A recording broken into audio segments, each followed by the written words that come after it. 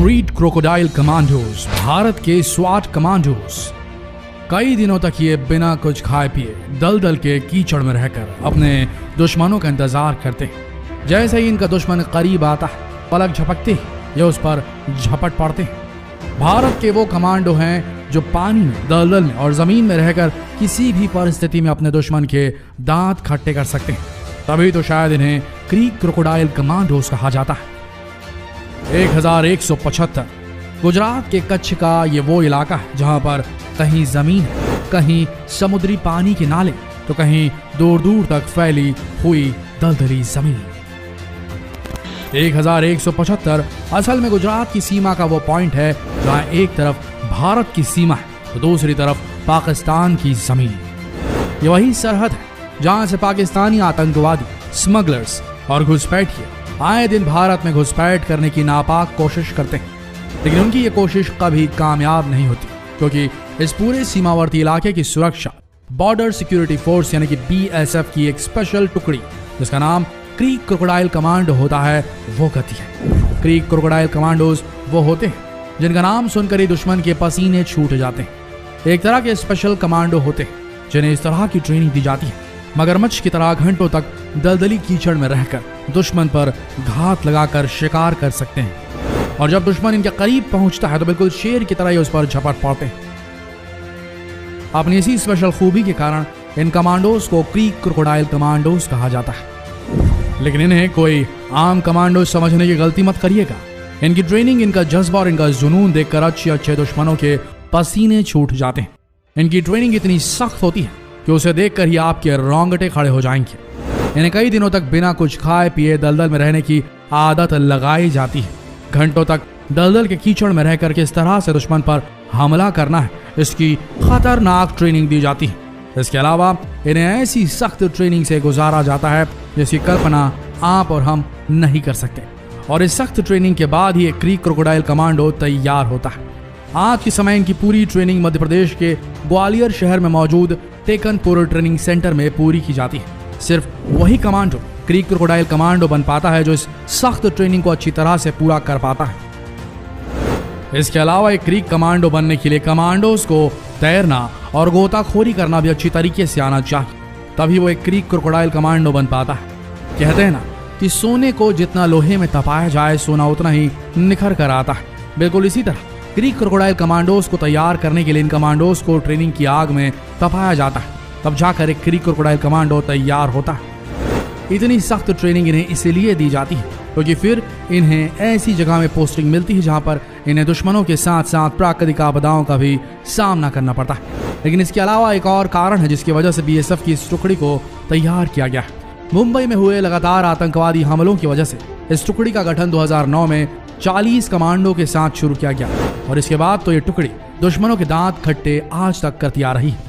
आज के समय BSF की स्पेशल टुकड़ी गुजरात के कच्छ में भारतीय सीमा की सुरक्षा 24 घंटे करती रहती है, क्योंकि यहाँ पर कुछ ऐसे संवेदनशील इलाके हैं जो कुछ ज्यादा ही खतरनाक है। दोस्तों, आपने भारत और पाकिस्तान की बहुत सारी सीमाएं देखी होंगी जहां पर कटीले तारों से कई किलोमीटर तक लंबे सुरक्षा घेरे बना दिए जाते हैं, लेकिन ये एक ऐसा इलाका है जहां पर किसी भी तरह का कोई सुरक्षा घेरा नहीं है। ना यहाँ पर कोई कटीले तार है और ना ही ऐसा कुछ। यहाँ पर सिर्फ दूर दूर तक या तो समुद्र का पानी फैला हुआ है या फिर दलदल। इसी इलाके में सरक्रीक एक ऐसा इलाका है जिसे सबसे ज्यादा संवेदनशील माना जाता है। ये कुछ ऐसे इलाके हैं जहाँ पर समुद्र का पानी अलग अलग स्रोतों से यहाँ पर नाले के रूप में जमा होता है और जब ये नाले सूख जाते हैं तो दलदल का रूप ले लेते हैं।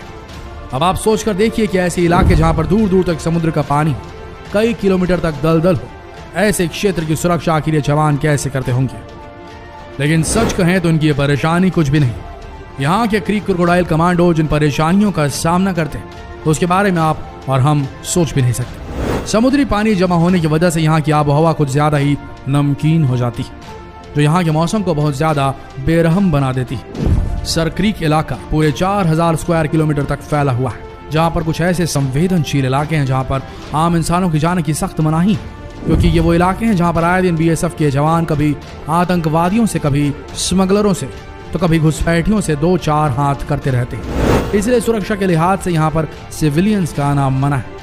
इसी तरह यहाँ पर कुछ बेहद संवेदनशील इलाके हैं क्रीक, हरामी नाला, लकी नाला, जिसमें से हरामी नाले को सबसे ज्यादा संवेदनशील इलाका माना जाता है। यह वो इलाका है जो 1175 पॉइंट से यानी कि 1175 पॉइंट से 8 किलोमीटर दूरी पर स्थित है। वैसे इस अजीबो गरीब नाम को सुनकर आपको भी थोड़ी हैरानी हुई होगी, लेकिन असलियत में यह आज के समय गुजरात की सीमा का वो इलाका है जिसे घुसपैठियों का स्वर्ग कहा जाता है। पूरे 500 वर्ग किलोमीटर में फैला हुआ यह इलाका सबसे ज्यादा संवेदनशील है, क्योंकि इसी इलाके से आतंकवादी और स्मगलर्स घुसपैठ करने की कोशिश करते रहते हैं। लेकिन बीएसएफ के जवान उनकी हर कोशिशों को नाकाम सिद्ध कर देते हैं। जैसे ही कोई आतंकवादी, स्मगलर या घुसपैठिया भारत की सीमा में घुसने की कोशिश करता है तो बीएसएफ के जवान घंटों तक मगरमच्छ की तरह दलदल में छिपकर अपने दुश्मन का इंतजार करते हैं, और जैसे ही इनका दुश्मन करीब आता है उस पर शेर की तरह झपट पड़ते हैं। उसके बाद दुश्मन इनकी जकड़ से छूट नहीं पाता। लेकिन इन दलदली इलाकों में गश्त करना, इसकी सुरक्षा करना इतना आसान नहीं है। सबसे बड़ी बात यह कि बीएसएफ के ये जवान जूते पहनकर इन इलाकों में गश्त नहीं कर सकते, क्योंकि जब कभी भी ये जूते पहनकर इन दलदली इलाकों में गश्त करते हैं तो कीचड़ की वजह से इनके जूते भारी हो जाते हैं और उसके बाद ये ठीक से चल नहीं पाते। इसलिए गश्त लगाने के लिए इन्हें नंगे पांव इस पूरे इलाके की जांच करनी पड़ती है। इन दलदली इलाकों में गश्त लगाते वक्त ये एक दूसरे को रस्सी से बांध लेते हैं, ताकि अगर सामने वाला जवान लड़खड़ा जाए, दलदल में फंस जाए, तो दूसरा उसे संभाल सके। लेकिन बात यहीं पर खत्म नहीं होती। दुश्मनों के अलावा यहाँ पर और भी ऐसे खतरे हैं जिनके साथ इनका सामना कभी भी हो जाता है। इन दलदली इलाकों में मगरमच्छ, जहरीले सांप और बिच्छू हमेशा मौजूद रहते हैं, जो इनके लिए और परेशानियां खड़ी कर देते हैं। इसी तरह कच्छ के कुछ जमीनी इलाके भी, जिनकी सुरक्षा बीएसएफ की टुकड़ी करती है। वैसे इस इलाके की सुरक्षा करने के लिए जवान एक खास तरह की ऑल टेरेन व्हीकल का इस्तेमाल करते हैं। ये कुछ खास तरह की गाड़ियां होती हैं जो जमीन के साथ साथ पानी और दलदली इलाकों में बड़े आसानी से चल सकती है। और रही बात यहाँ के समुद्री पानी से बने नालों की, तो वहां पर भी खतरा कुछ कम नहीं है। आए दिन पाकिस्तानी मछुआरे यहाँ की सीमा का उल्लंघन करते हुए नजर आते हैं, लेकिन इन मछुआरों की आड़ में कभी आतंकवादी तो कभी स्मगलर्स भारत में घुसपैठ करने की कोशिश करते रहते हैं।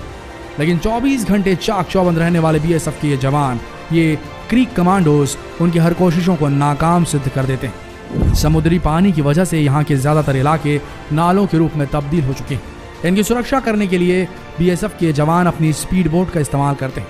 यही स्पीड बोट इन्हें सरक्रीक इलाके तक पहुंचाने का भी काम करती है, क्योंकि सरक्रीक इलाके में पहुंचने का सिर्फ यही एक ऑप्शन है। स्पीड बोट के अलावा इनके पास एक फास्ट अटैक बोट भी होती है, जो पूरी तरह से आधुनिक हथियारों से लैस होती है। इस बोट को वैसे फास्ट अटैक बोट इसलिए भी कहा जाता है क्योंकि किसी भी हमले का जवाब इसमें मौजूद आधुनिक हथियार तुरंत दे सकते हैं और दुश्मन को भागने पर मजबूर कर सकते हैं।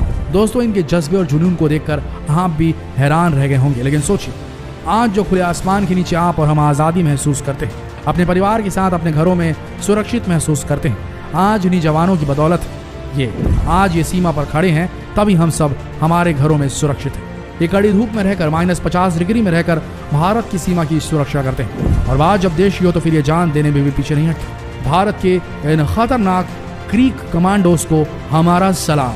शेयर कीजिए इस वीडियो को और बताइए लोगों को कि भारत के पास क्रीक कमांडोज की ऐसी टोली है जो किसी भी दुश्मन को नेस्त नाबूद करने में कामयाब हो सकती है। मिलते हैं अगले दिलचस्प वीडियो में, तब तक के लिए आप सबका इस वीडियो के अंत तक बने रहने के लिए दिल से धन्यवाद।